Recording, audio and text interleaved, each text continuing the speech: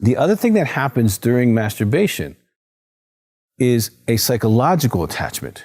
Now, this took me a while to figure out when I was working with men and women, that it wasn't just the physical release, it was the messaging. It was the voice of the fantasy or the pornography of being wanted, being powerful, being in control, being controlled, having excitement or risk connected to sex. They had all these kind of scenarios, psychological scenarios, that was the only place they could get that need met. And so they were getting a real need met in a false way, but they were literally attaching to that scenario, to that voice of being wanted. Now remember, most people start masturbating as teenagers. You got pimples, you're not that maybe popular, and so you go to the fantasy world for solace, for hope, for love, for encouragement, to say that you're okay, to feel good, maybe just to even feel touched. If you're in a family where there's not a lot of touch, you might just masturbate just to be touched. Okay, so the psychological dependency can really occur. And you know that if it's you, it's already happening.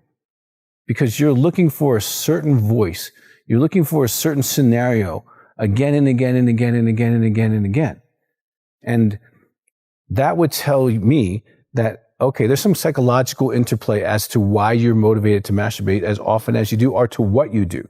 Because when I do a masturbation history, I not only ask about the frequency, okay, which is one factor. I ask about what kind of pornography or fantasy they have, because that tells me what they're neurologically attached to and what they'll be triggered to in the real world. So if you masturbate to a certain physical type of person, then you're going to want that type of person, whether that type of person in reality happens to be a nice person or a good person or not. It won't matter, because the features will attract you to them, because those are the features that you masturbate to. So when you masturbate, you are setting up a sexual template. And we actually have a video on that called Sexual Templates. And it's quite long, but it'll help you understand how you create sexual templates and the impact it can have on your life.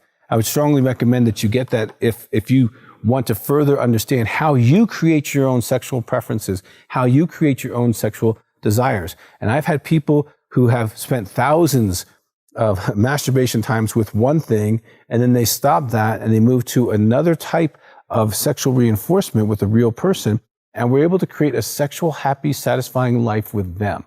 So we're neuroplastic sexually, okay? Which means that you can adapt and change and grow. I see it happen in every direction over 35 years.